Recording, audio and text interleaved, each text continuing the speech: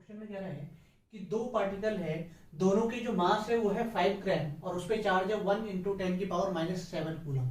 ठीक, stay in limiting equilibrium, और वो लिमिटिंग इक्विलिब्रियम में है on a horizontal table with a separation of 10 centimetre between them, और वो एक हॉरिजॉन्टल टेबल पे रखे हुए हैं, उनके बीच का जो सेपरेशन है वो है 10 सेंटीमीटर।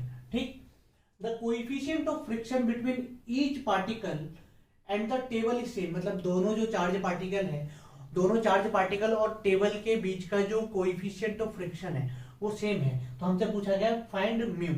म्यू मतलब कोएफिशिएंट ऑफ फ्रिक्शन ही हमें बताने हैं। ठीक ना, तो अब देखो हमें क्वेश्चन में गिवन क्या क्या है, पहले मुझसे लिख लेते हैं। सबसे पहले हमें गिवन क्या है, given given given given given given given है हमें दोनों का मास m1 = m2 = 5 ग्राम है, तो इसे केजी में चेंज कर लेते हैं। 5 × 10⁻³ kg।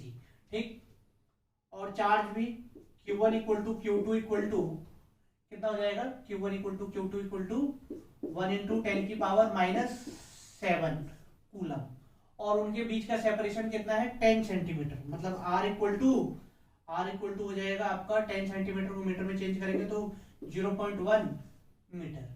ठीक, तो कोएफिशिएंट ऑफ फ्रिक्शन हमें फाइंड करना है। ठीक, अब देखो क्वेश्चन में क्या क्या रहा है कि एक टेबल है, ये एक टेबल है जिसपे दो चार्ज पार्टिकल रखे हुए हैं।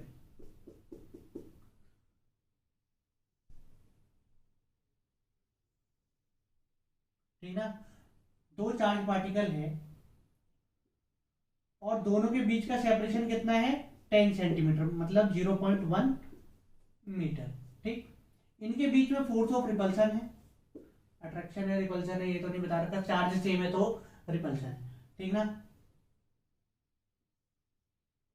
Fe।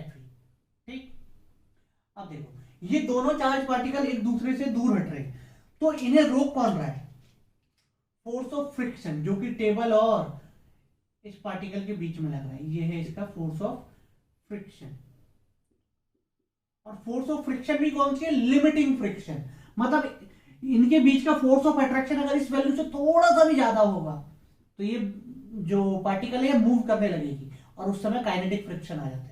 ठीक ना, तो maximum value of static friction है ये। लिमिटिंग फ्रिक्शन क्या होती है, maximum value of static friction, और उससे ज्यादा अगर आप फोर्स अप्लाई करोगे तो ऑब्जेक्ट चलने लगती है, फिर काइनेटिक आ जाता है।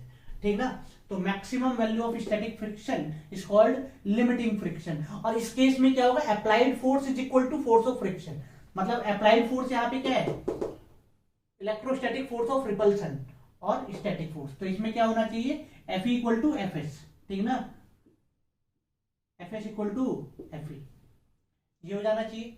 ठीक, अब Fs फोर्स ऑफ फ्रिक्शन क्या होती है, μmg, और इलेक्ट्रोस्टैटिक फोर्स के लिए क्या होता है 9 × 10⁹ Q1 × Q2/r²। ठीक, अब सारी वैल्यू तो रख लेते हैं। म्यू तो हमें कैलकुलेट करना है, m कितना है 5 × 10⁻⁻3। जी हमें गिवन नहीं है तो हम 10 मान सकते हैं, जी को हमने ले लिया 10 = 9 × 10⁹ Q1 कितना हो जाएगा 1 × 10⁻⁷ × 1 × 10⁻⁷ अपॉन r हो गया 0.1 का स्क्वायर। ठीक, तो इन सबको तो इधर ले आते हैं। ठीक, तो म्यू इक्वल टू क्या हो जाएगा